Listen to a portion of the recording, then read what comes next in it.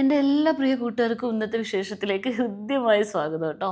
അപ്പോൾ നമ്മൾ ഷൈജാത്താൻ്റെ വീട്ടിലത്തെ ഫംഗ്ഷനൊക്കെ കഴിഞ്ഞ് ഞങ്ങളെല്ലാവരും മനസ്സോടെ അങ്ങോട്ട് തിരിച്ചു വന്നിരിക്കുകയാണ്. എല്ലാവരും തൂതത്തെ വീട്ടിലുണ്ട്. പക്ഷെ നമുക്ക് തിരിച്ചു വരാല്ലാതെ നിവൃത്തിയില്ല. കാരണം ഇന്നുമോൾക്ക് നാളെ തന്നെ കൊച്ചിക്ക് പോകേണ്ടതല്ലേ. അപ്പോൾ നമ്മൾ ഇന്നുമോൾ നാളെ രാവിലെ തിരിച്ചു പോകുന്നത്. നാളെ രാവിലെ 6:45 6:45 നമുക്ക് ബസ് നെവിറൊട്ടിയൊക്കെ ബുക്ക് ചെയ്ത് കൊടുത്തിട്ടുണ്ട്. അപ്പോൾ നമുക്ക് ഇന്ന് ഓൾ പോകേണ്ടതിൻ്റെ കുറച്ച് ഞാൻ കുറേ കാര്യങ്ങൾ ഇങ്ങനെ എന്താ പറയുക പൂരം വറുത്തതും ഇതൊക്കെ ഉണ്ടാക്കി കൊടുക്കണം എന്നൊക്കെ വിചാരിച്ചിരുന്നു. പക്ഷേ നമ്മൾ വന്നതും തിരക്കിക്ക് നമുക്ക് ഈ ഫംഗ്ഷനും ഇതൊക്കെ ഉള്ള കാരണം കൊണ്ട് അതൊന്നും നടന്നില്ല. അപ്പം ഇവിടുന്ന് കുറച്ച് ഡ്രസ്സും കാര്യങ്ങളൊക്കെ പാക്ക് ചെയ്യട്ടെ.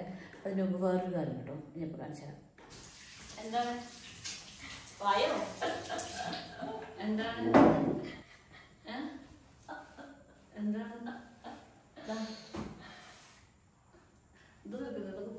ഇത് ഞാൻ സായ്ക്കുട്ടിക്ക് വാങ്ങിച്ചൊരു റിമോട്ട് കൺട്രോൾ കാറാണ് കേട്ടോ. സായ്ക്കുട്ടി കുറേ ദിവസം മുമ്പ് എൻ്റെ വാട്സപ്പിൽ ഒരു ലിങ്ക് അയച്ചു തന്നിരുന്നു. മമ്മയ്ക്ക് ഈ കാറ് വാങ്ങിച്ചു തരുമോ എന്ന് ചോദിച്ചിരുന്നു.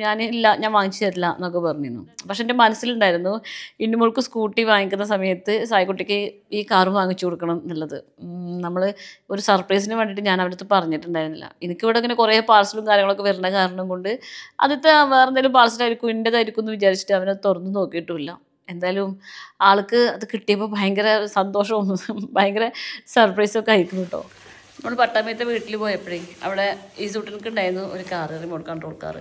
അത് കണ്ടപ്പോൾ തുടങ്ങിയതാണ് ആദ്യം സായ്ക്കുട്ടിക്ക്. സന്തോഷമായില്ലേ? ഹാപ്പി ആയില്ലേ? ചിരിച്ചാൽ നോക്കട്ടെ. ഹാവു അവിടെ ചിരി ഒന്നും കണ്ടല്ലോ. ഓക്കെ, നമുക്കിന്ന് ഇവിടെ കുറേ പരിപാടികളുണ്ട്. അതൊക്കെ കഴിഞ്ഞിട്ട് ഇനി സെറ്റാക്കണം. ഈ അത് അവിടെ കണ്ടിട്ട് ശരിയാക്കിയതൊക്കെ. കട്ടിൻ്റെ അടിയിൽ നമ്മൾ ബാഗിൻ്റെ ഉള്ളിൽ കുറച്ച് സാധനങ്ങൾ കുറച്ചിട്ടുണ്ട്. അതൊക്കെ ഒന്നും എടുക്കട്ടെ. ഇതൊക്കെ ഇല്ലാഞ്ഞിട്ട് റാക്കിൻ്റെ മുകളിൽ കൊടുക്കാൻ ആരും ഇല്ലാഞ്ഞിട്ടേ. ഇതൊക്കെ ഞാൻ ആമസോണിൽ നിന്ന് വാങ്ങിച്ച ഇങ്ങനെ നമുക്ക് ഡ്രസ്സുകൾ കാര്യങ്ങളൊക്കെ എടുത്തു വെക്കാനുള്ളൊരു ബാഗാണ് കേട്ടോ. ഞാനിതൊക്കെ ടാഗ് ചെയ്ത് വെക്കുന്നുണ്ട്. നിങ്ങൾക്ക് ഇഷ്ടമുള്ള ആൾക്കാർക്ക് ഇത് വാങ്ങിച്ച് ഉപയോഗിക്കാം. നല്ല ബാഗാണ്. ഒരുപാട് സാധനങ്ങൾ നമുക്ക് ഇതുപോലെ എടുത്തു വെക്കാൻ പറ്റും. എനിക്ക് ഇന്നുമോൾ പോയിരുന്ന സമയത്ത് ഇവിടെ ഇന്നുമോളെ ഷെൽഫിലത്തെ എല്ലാ ഡ്രസ്സും എടുത്തു വെക്കലും അടുക്കലും പെറുക്കലൊക്കെ വന്നിട്ട് എൻ്റെ കുറേ ദിവസത്തെ ജോലി. നമ്മളങ്ങനെ ഓൾക്ക് എറണാകുളത്തേക്ക് പോകുമ്പോൾ ഓളുടെ കുറച്ച് ഡ്രസ്സുകളൊക്കെ ഇവിടെ എടുക്കുന്നുണ്ട്. നമ്മൾ അന്ന് പെട്ടെന്ന് ധൃതിയിൽ പോയിരുന്ന കാരണം കൊണ്ടേ അവൾക്ക് പുറത്ത് പോകുമ്പോൾ നല്ല ഡ്രസ്സുകളും കാര്യങ്ങളൊന്നും എടുത്തില്ല. അപ്പോൾ ഞാനതൊക്കെ ഒന്ന് അയൺ ചെയ്ത് കൊടുത്ത് റെഡിയാക്കട്ടെ. ഇന്നുമോളുടെ വീഡിയോ കണ്ട ആൾക്കാർക്ക് അറിയാം, ഇതാണ് ഇന്നുമോളുടെ യൂണിഫോം സാരി. ഇത് നമ്മൾ റെഡി ടു വെയർ ആക്കിയിട്ട് സെറ്റാക്കി വെച്ചിരിക്കുന്ന സാരി കേട്ടോ. അപ്പോൾ അവൾക്ക് എടുക്കാനൊക്കെ സുഖം കാര്യം. ഇത് ഡെയിലി അയൺ ചെയ്യേണ്ട ആവശ്യമൊന്നുമില്ല. നല്ല അയൺ ചെയ്ത് പെർഫെക്ഷനോടെ എടുക്കുന്നത്. അപ്പോൾ ഇതും കൂടി നമുക്കൊന്ന് ജസ്റ്റ് തേച്ച് സെറ്റാക്കാം. ഇങ്ങനെയൊക്കെ നമുക്ക് എന്തായാലും എയർപോർട്ടിൽ ജോലി ചെയ്യാനില്ല. അപ്പോൾ സാരിയും കൊടുക്കാം. അതൊക്കെ ഇപ്പൊ സമയം രാത്രി ഏകദേശം ഒരു 12 മണിയായിട്ടുണ്ടാവും കേട്ടോ.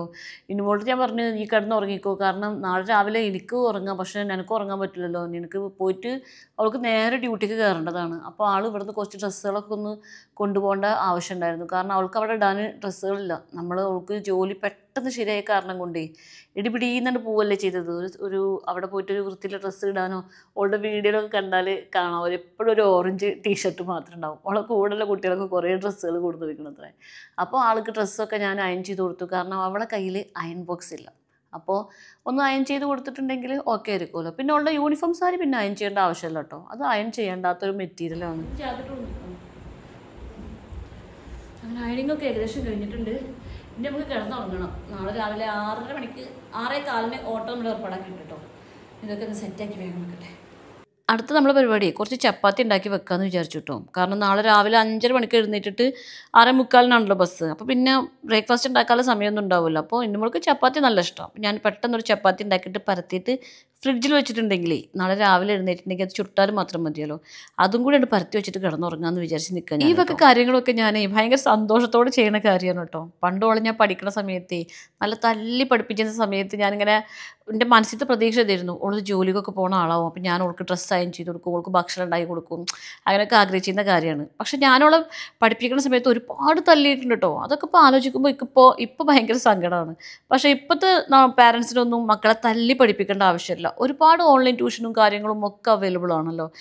നിങ്ങൾക്ക് ഇപ്പോഴും നിങ്ങളെ കുട്ടികളെ പഠിപ്പിക്കാൻ ബുദ്ധിമുട്ടുണ്ട്, നിങ്ങൾക്ക് എന്തെങ്കിലും ഓൺലൈൻ ട്യൂഷൻ ആവശ്യമുണ്ട് എന്നുണ്ടെങ്കിൽ ഞാൻ നല്ലൊരു ഓൺലൈൻ ട്യൂഷൻ പരിചയപ്പെടുത്തി തരാം കേട്ടോ. ആരും സ്കിപ്പ് ചെയ്ത് പോകരുത് കേട്ടോ. നിങ്ങൾക്ക് ശരിക്കും ഇത് ഉപകാരപ്പെടുന്ന ഒരു ഇൻഫർമേഷൻ ആയിരിക്കും.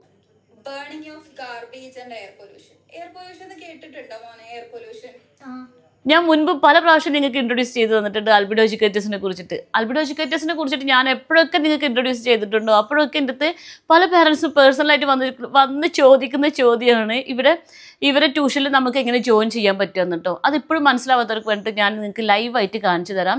അതായത് ഞാൻ ഈ ഡിസ്ക്രിപ്ഷൻ ബോക്സിലും കമൻറ്റ് ബോക്സിലും കൊടുക്കുന്ന ലിങ്കിൽ എങ്ങനെയാണ് ക്ലിക്ക് ചെയ്തിട്ട് നമുക്ക് ഫ്രീ അസസ്മെൻറ്റ് ടെസ്റ്റ് നടത്തിയിട്ട് അവരുടെ ട്യൂഷനിൽ ജോയിൻ ചെയ്യാമെന്ന് ഞാൻ ഇപ്പോൾ കാണിച്ചു തരാം കേട്ടോ. എൻ്റെ ഡിസ്ക്രിപ്ഷൻ ബോക്സിൽ ഞാനിതാ ഇങ്ങനത്തെ ഒരു ലിങ്ക് ആയിരിക്കും കൊടുത്തിട്ടുണ്ടാവും കേട്ടോ. അപ്പോൾ നമ്മൾ ഈ ലിങ്കിൽ ഇതാ ഇങ്ങനെ ക്ലിക്ക് ചെയ്ത് കഴിഞ്ഞിട്ടുണ്ടെന്നുണ്ടെങ്കിൽ ഇതാ ഇതുപോലത്തെ ഒരു പേജ് ഓപ്പൺ ആയിട്ട് വരും. ഇവിടെ നമ്മുടെ കുട്ടികളുടെ ഡീറ്റെയിൽസും കാര്യങ്ങളും ഒക്കെ ഫില്ല് ചെയ്തിട്ടാണ് നമ്മൾ അവരുടെ ഒരു ഫ്രീ അസസ്മെൻറ്റ് ടെസ്റ്റ് നടത്തിയിട്ട് നമ്മൾ ട്യൂഷൻ ക്ലാസ്സിൽ ജോയിൻ ചെയ്യുക കേട്ടോ. ഇവരുടെ ഏറ്റവും വലിയ പ്രത്യേകത എന്തെന്ന് വെച്ചിട്ടുണ്ടെങ്കിൽ നമ്മൾ കുട്ടികൾ ട്യൂഷൻ അറ്റൻഡ് ചെയ്യിപ്പിച്ചിട്ട് നമ്മൾ വിചാരിക്കുന്ന ഒരു റിസൾട്ട് ഉണ്ടാക്കിയിട്ടില്ല എന്നുണ്ടെങ്കിൽ, നമ്മൾ ഫുള്ളി സാറ്റിസ്ഫൈഡ് അല്ല എന്നുണ്ടെങ്കിൽ നമ്മൾ അടച്ച ട്യൂഷൻ ഫീ അവർ നമുക്ക് ഫുള്ളായിട്ട് റിട്ടേൺ ചെയ്ത് തരും കേട്ടോ. നിങ്ങളെ കുട്ടികൾ പഠിക്കുന്ന സിലബസ് ഏത് തന്നെയാണെന്നുണ്ടെങ്കിലും, ഇനിയിപ്പോൾ നിങ്ങൾ ഇന്ത്യയിലാണ് അല്ലെങ്കിൽ വിദേശത്താണ് എവിടെയാണെന്നുണ്ടെങ്കിലും നിങ്ങൾക്ക് കൂടെ കൺവീനിയൻ്റ് ആയിട്ടുള്ള സമയത്ത് അൽബിഡോ എഡ്യൂക്കേറ്റേഴ്സ് നിങ്ങൾക്ക് ട്യൂഷൻ പ്രൊവൈഡ് ചെയ്യും കേട്ടോ. ഇനി നിങ്ങൾക്ക് 1-to-1 ട്യൂഷൻ വേണമെന്നുണ്ടെങ്കിൽ അങ്ങനെ ചെയ്യാം. അതെല്ലാം നമ്മൾ സ്റ്റേറ്റ് അല്ലെങ്കിൽ CBSE സിലബസിൽ പഠിക്കുന്ന 8, 9, 10 ക്ലാസ്സുകളിൽ പഠിക്കുന്ന കുട്ടികളുണ്ടാവില്ലേ, അവർക്ക് 15 കുട്ടികളെ മാത്രം ഇരുത്തിക്കൊണ്ടുള്ള പ്രീമിയം ബാച്ച് ട്യൂഷനും അവൈലബിൾ ആണ്.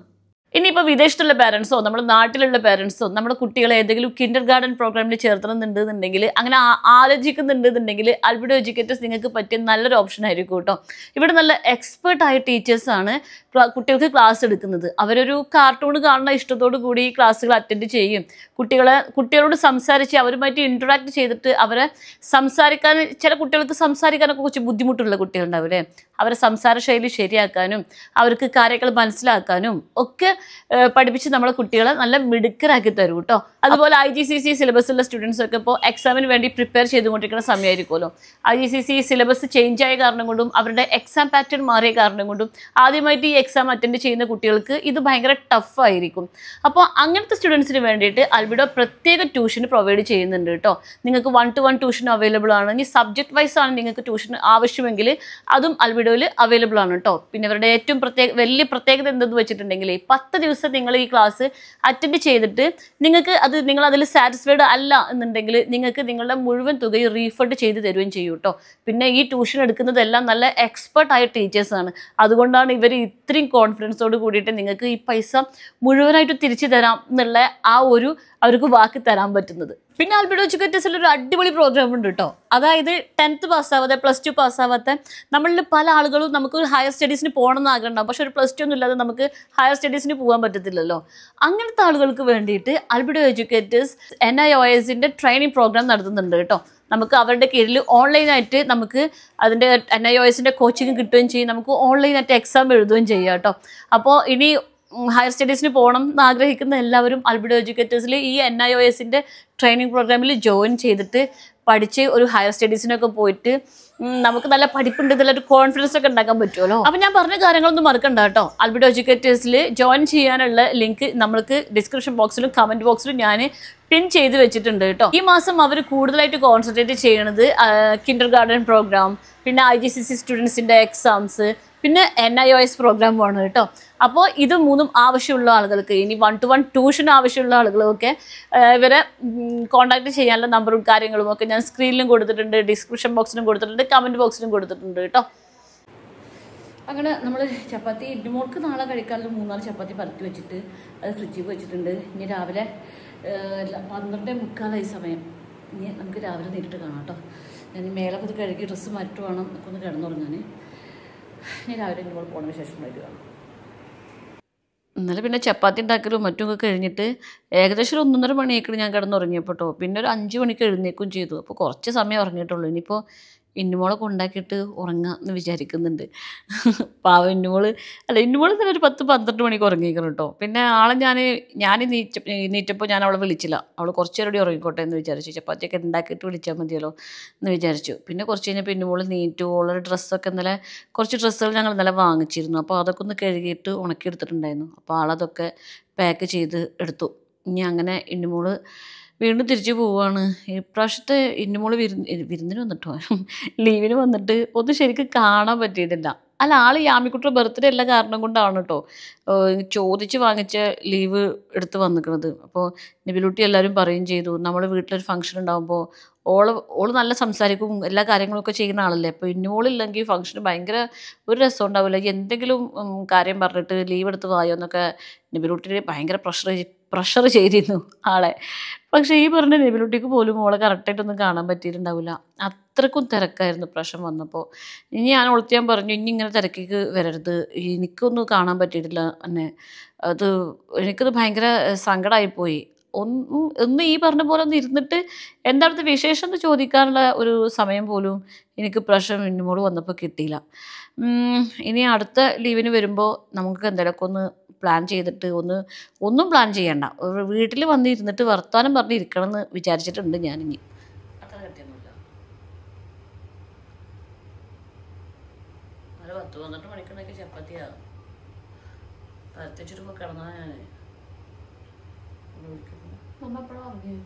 9 മണിക്ക് 9:30 പുതിയ കട്ടിപ്പൊടി ചപ്പാത്തി പരത്തിച്ചിട്ട് ഇറങ്ങി. കുഴപ്പമില്ല.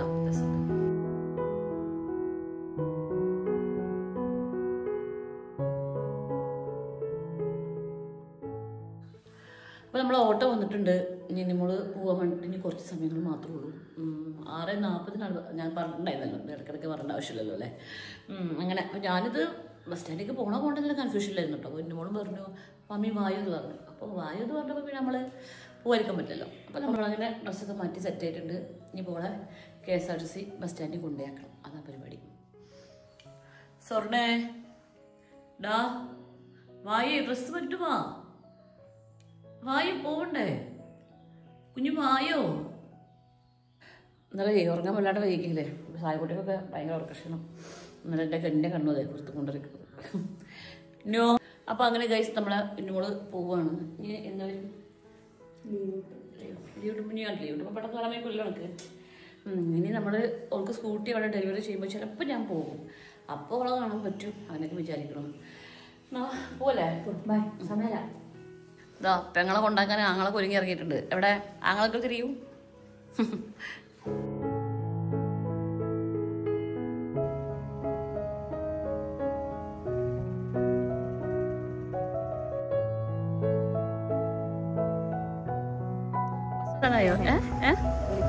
വിളിക്കുവേ, നിങ്ങൾ അവിടെ എത്തിയെന്നൊക്കെ ചോദിച്ചിട്ട് വിളിക്കൂ. ഇന്നുമോൾക്ക് ബുക്ക് ചെയ്ത ബസ് വരാൻ ഒരു 5-10 മിനിറ്റും കൂടി ബാക്കിയുണ്ട് കേട്ടോ. നമ്മളങ്ങനെ അപ്പോൾ ലേഡീസിൻ്റെ ബസ് വെയിറ്റിംഗ് ഷെഡ് ഉണ്ടാവില്ലേ, ഷെഡല്ല ബസ് വെയിറ്റിങ്ങിൻ്റെ സ്ഥലം, അവിടെ പോയിട്ട് ഞങ്ങൾ 3 പേര് അവിടെ ഇരുന്നു. നമ്മുടെ വീടിൻ്റെ അടിയിലേ ഏറ്റവും കൂടുതൽ വരുന്ന ഇനി കമൻറ്റ് എന്താണെന്നുള്ളത് വെച്ചിട്ടുണ്ടെങ്കിൽ, നിങ്ങൾക്ക് ഇന്നുമോൾ പോകുന്നത് അത്ര സങ്കടം ഉണ്ടെന്നുണ്ടെങ്കിൽ അവളെ കൂടെ പോയിട്ട് താമസിച്ചുകൂടെ, എന്തായാലും ഇവിടെ അപ്പാർട്ട്മെൻറ്റ് എടുത്തിട്ടാണല്ലോ താമസിക്കുന്നത്, അപ്പോൾ പിന്നെ അവിടെയും നിങ്ങൾക്ക് റെൻറ്റ് കൊടുക്കുന്നത് ഈസി ആയിരിക്കുമല്ലോ എന്നൊക്കെ അങ്ങനെ കമൻറ്റുകൾ ഞാൻ കാണാറുണ്ട്.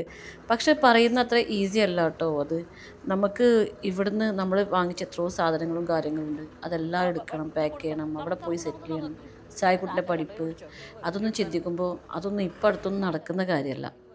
ഞാനും ആദ്യം കരുതിയിരുന്നു അവളുടെ കൂടെ പോയിട്ട് ഓൾ എവിടെയാണ് അവിടെ പോയി താമസിക്കണം എന്നുള്ളത്. പക്ഷേ നമ്മളത് പ്രാക്ടിക്കലാക്കാൻ നോക്കുമ്പോൾ അതൊന്നും പ്രാക്ടിക്കലാവുന്ന ലക്ഷണം കാണുന്നില്ല.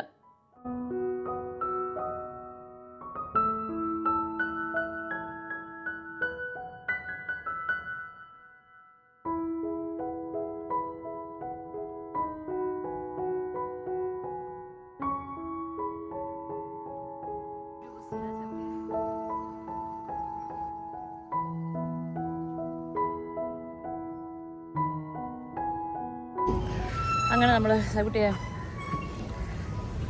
അങ്ങനെ ഞാനും എൻ്റെ സായ്ക്കുട്ടി വീണ്ടും ഒറ്റക്കായില്ലേ, നമുക്ക് പോവല്ലേ, നമുക്ക് നേരെ വീട്ടിൽ പോവാം. വീട്ടിൽ പോയിട്ട് നമ്മളെന്താ ചെയ്യാം, കടന്നുറങ്ങാം. ഇന്ന് സൺഡേ അല്ലേ, സായിക്കുട്ടിക്ക് സ്കൂളൊന്നും ഇല്ലാത്ത ഞങ്ങൾ പോയിട്ടൊക്കെ ഒന്ന് കിടന്നുറങ്ങും ഒക്കെ ചെയ്യൂല്ലേ. അങ്ങനെ ചേച്ചി പോയി KSRTC മിൽമ ബൂത്തൊക്കെ കണക്കൊക്കെ അവിടെ എന്തൊരു ഭയങ്കര അവിൽ മിൽക്ക് ചായക്കടിയൊക്കെ ഉണ്ട്. അങ്ങനെ നമ്മൾ വീട്ടിലേക്ക് എത്തിയില്ല സായിക്കുട്ടിയെ. വീട്ടിലേക്ക് വന്ന് കയറിയപ്പോൾ വീടാകെ കൊളായിട്ട് കിടക്കുക. നമ്മൾ ഇന്നോട് വന്ന ശേഷം വീട് വൃത്തിയാക്കിയോ ഒന്നും ചെയ്തിട്ടില്ല. ഇന്നോട് വന്ന ശേഷം നമ്മൾ വീട്ടിൽ നിന്ന് എന്താ പറയുക, കാല് നേരത്തെ കുത്തി വെച്ച് നിന്നിട്ടുമില്ല. അപ്പം ഇതൊക്കെ ഒന്ന് വൃത്തിയാക്കണം. അതിൻ്റെ ഒന്ന് കടന്നുറങ്ങി നീക്കട്ടെ.